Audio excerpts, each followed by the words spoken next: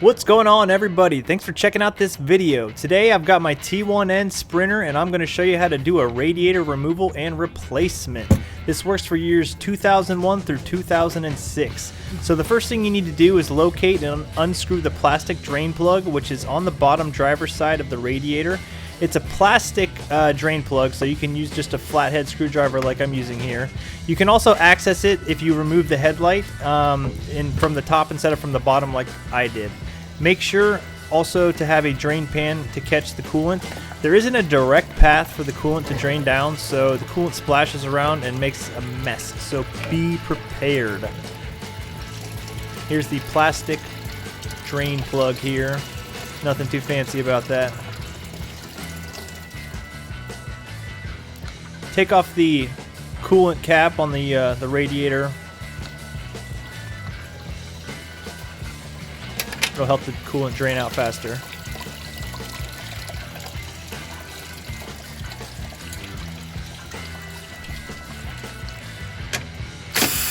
We're gonna take this heat shield off. There's three 10mm sockets on top, 10mm bolts. You can remove all three of those, and then the heat shield easily comes off.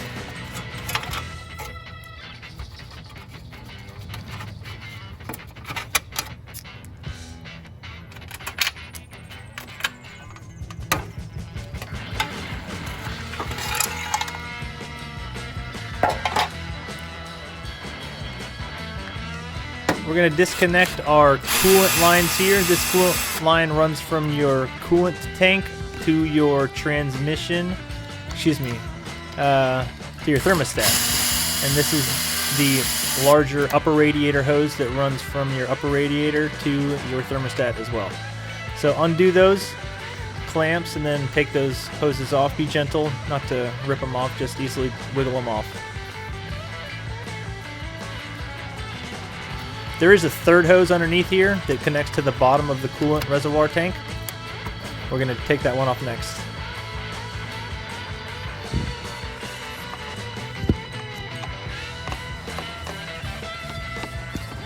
Wasn't able to get my power tool in here, so we're going to have to manually do this one.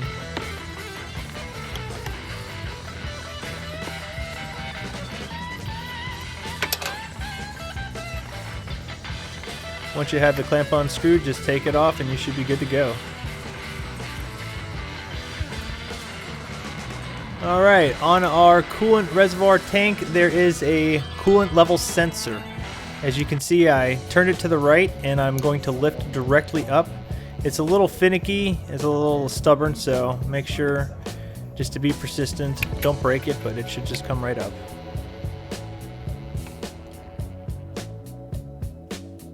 Alright, now we have our transmission fluid radiator return lines.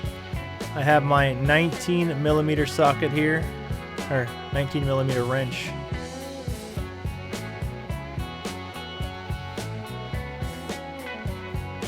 Once you crack it, you can easily undo it. Make sure, if you don't already have something underneath here, there's going to be transmission fluid that does come out. So just make sure you're aware of that and catch it.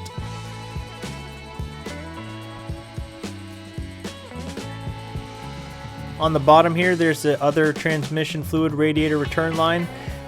You can access that one a little bit easier if you remove the intercooler hose, but I'm going ahead and just going to crack the seal here first, crack the bolt with my wrench.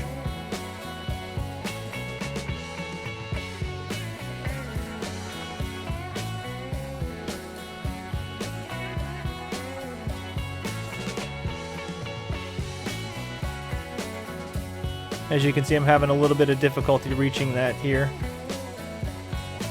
So we're going to take off this intercooler hose and push it off to the side. Give us much easier access to that lower transmission fluid radiator return line.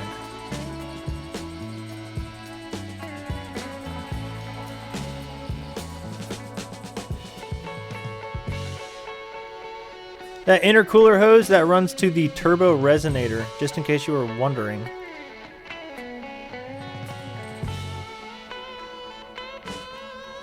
Once you have that clamp undone, go ahead and remove that hose and push it off to the side.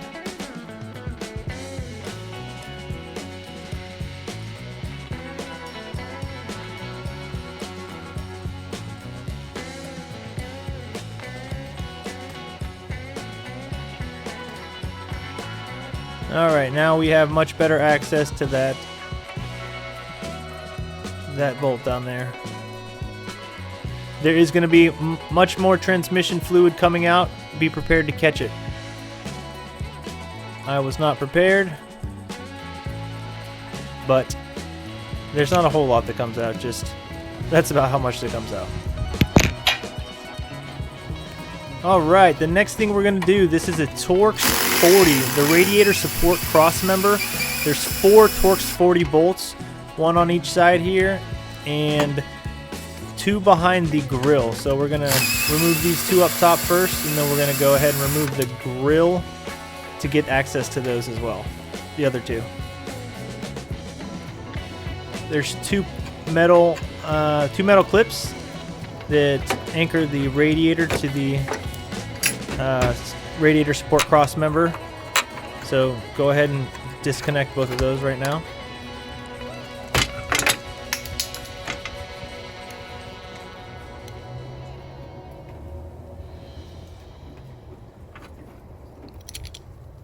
Make sure to keep everything in order.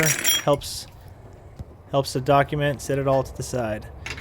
This is a 10mm socket. You can also use a Phillips head screwdriver to get the grill off here. There's 2 plastic tabs on each side which you need to pull out. Once you have those pulled out, the grill freely comes off.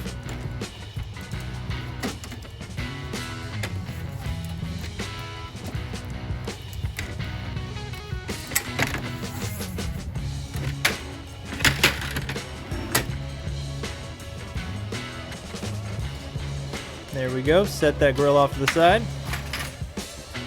Again, these are Torx 40 screws. So, yeah, make sure you have the correct size bit. Torx 40 works.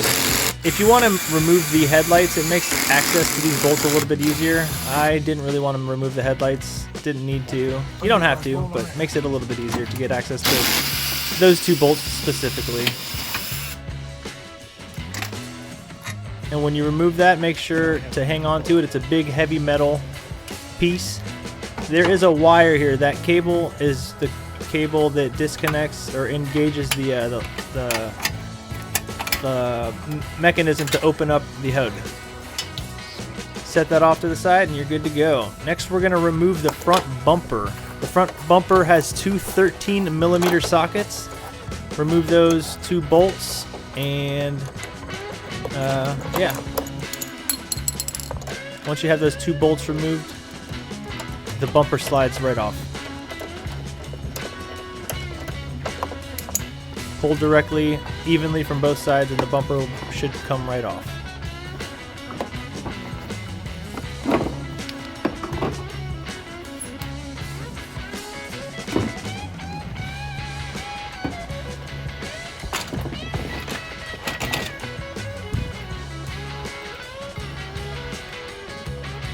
Alright, we have our auxiliary fan here.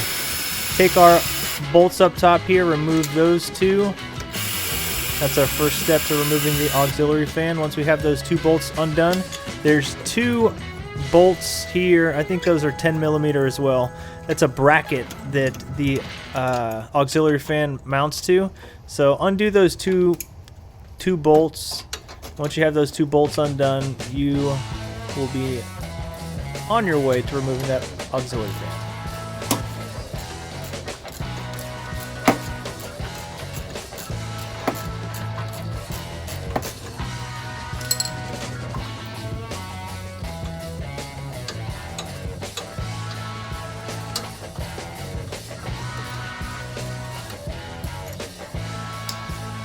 Alright, 10mm here. We're going to remove that bolt there. That's your horn. It's going to fall off if you don't catch it. So you don't have to disconnect it. You can just set it off to the side. Once you have those 2 bolts removed, your auxiliary fan can come easily off. Set it off to the side. You don't have to disconnect it. Just don't damage it.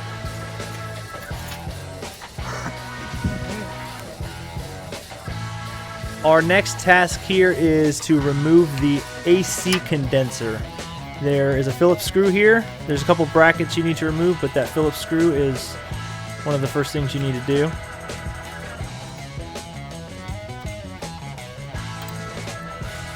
I'm also going to unbolt the intercooler here. There's 4 10mm bolts which secure the intercooler to the radiator.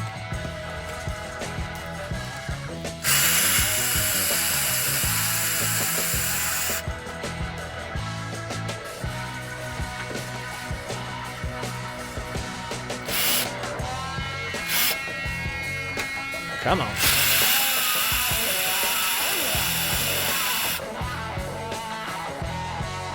And there's our 4th bolt.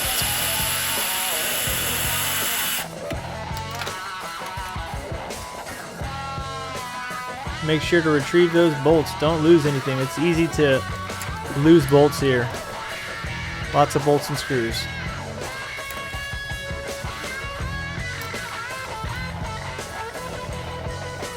Alright, we're almost ready to remove that AC condenser. There's that bracket. Remove that bracket which your auxiliary fan was mounted to. There's 2 bolts here that mount your AC condenser to the intercooler. So remove those bolts. Once you get those bolts undone, your AC condenser is freed up and you can set it off to the side.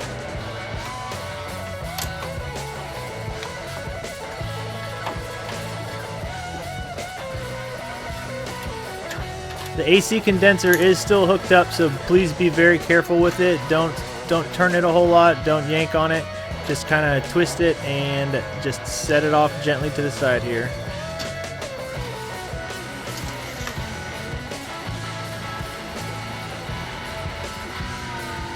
Alright, we have our power steering return line. These are Torx 20 screws. There's 4 Torx 20 screws that are mounting your power steering return line. So undo all 4 of those.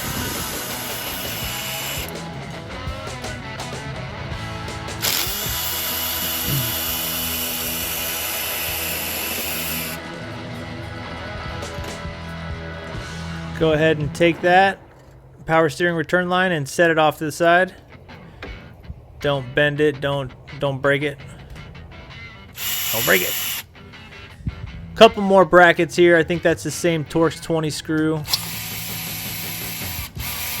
And that is securing your intercooler to your radiator. So once you have those 2 bolts undone, make sure you don't lose any of these brackets or anything like that. But your intercooler should be ready to come out if you've disconnected everything. I still need to disconnect 1 more hose, the upper hose on the intercooler here. I'm going to point that out here in just a second. There it is. Easily have access to this hose here. Just an air hose. No coolant. No fluid will drain out of it.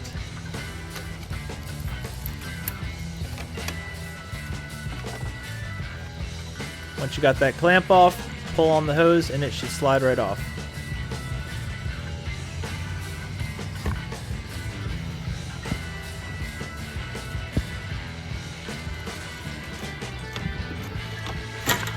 There we go.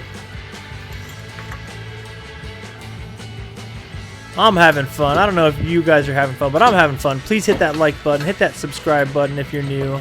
And yeah, here we go. We got the intercooler coming right out.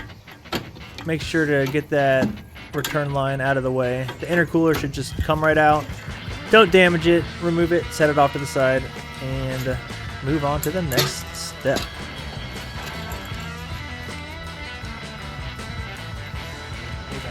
Alright, what are we looking at here? Our lower radiator hose. That lower radiator hose, that connects to the lower radiator and it also connects up to the water pump. So disconnect that screw there, disconnect that clamp, and your radiator hose should come right off. There will be a little bit of coolant, so make sure to catch that coolant and don't pollute the environment.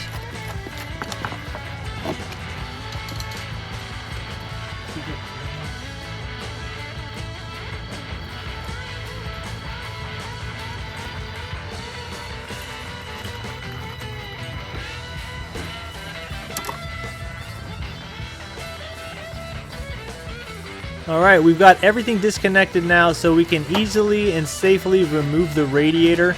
Gently take it out and you should be able to slide it out. It should still have coolant in it, so be prepared to get messy, make a little bit of a mess, make a pathway so you can get that out of there. My dog's just wondering what's going on.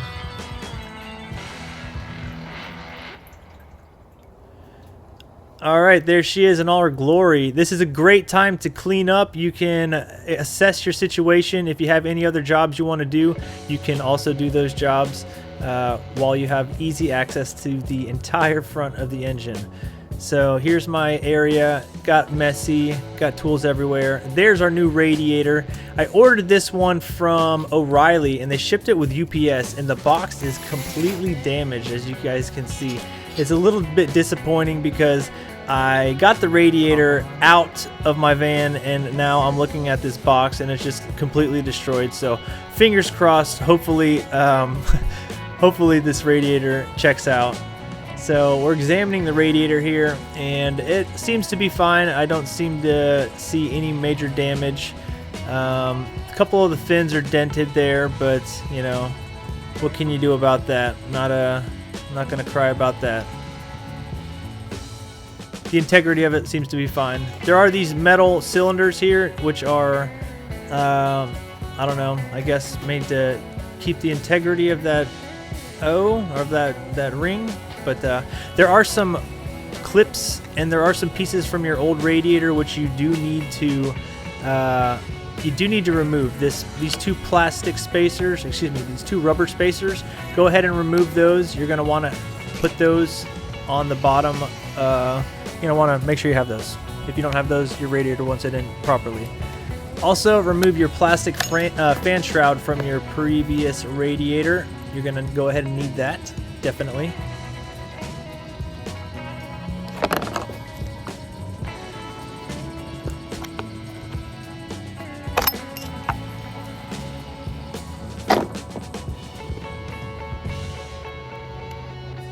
Alright, we're replacing the plastic fan shroud.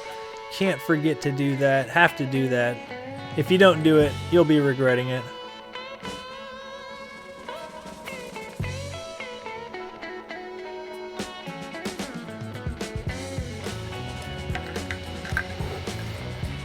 These are those two rubber spacers. Make sure to put those rubber spacers in. Like I said, it's a great time to clean up your engine. Clean up everything. I didn't do much of a great job cleaning everything up because I just wanted to get the job done, but it's an excellent opportunity if you want to do things right.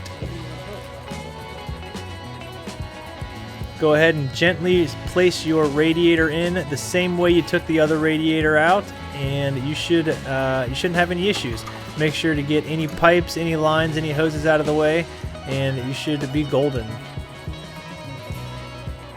What you're aiming for is to put those two corners, the two bottom corners of the radiator into those two rubber mounts.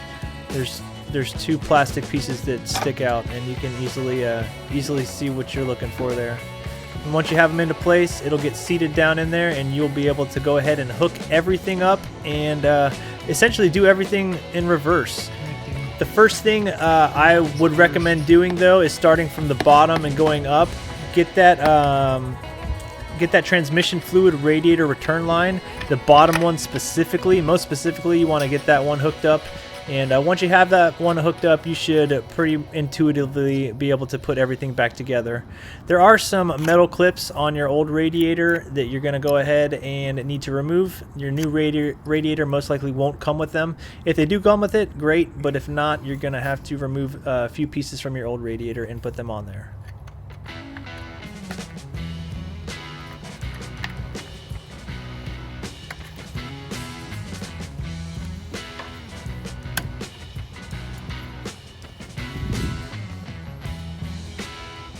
Alright, we're almost done here, guys. Connect that intercooler. There's those 4 10mm bolts. Screw those in, and you will be good to go with that intercooler.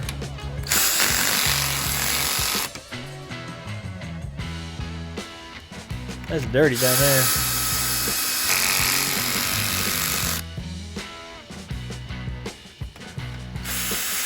And it looks like we're having a little bit of trouble with this bottom left bolt, and I'm gonna have to address that issue later.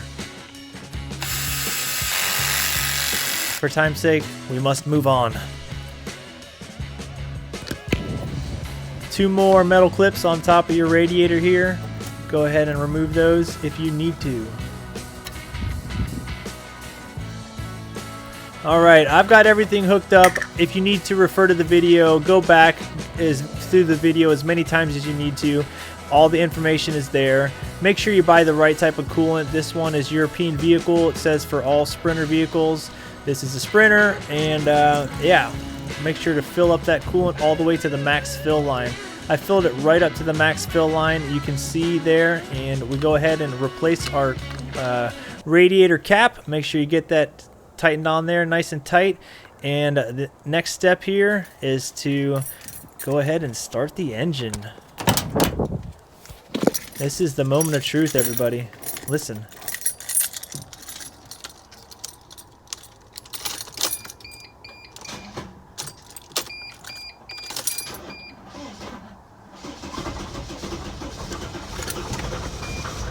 Well, that took a second.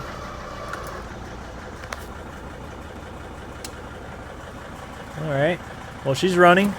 That's a good sign. I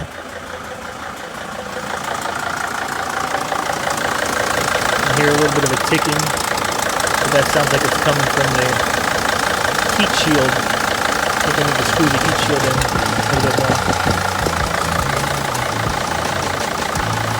Alright, now, the ultimate test is to just sit and wait and see if there's any leaks. If you detect any leaks, isolate where those leaks are coming from and make sure to tighten up any of those hoses. Let the engine come up to temperature. I've been sitting here for about 15 minutes now. I haven't seen a single drip come out of the engine, so it's time to take this bad boy on the road and test it out. We are good to go, guys. Remember to hit that like button, hit that subscribe button, and leave a comment down below if you found this video helpful.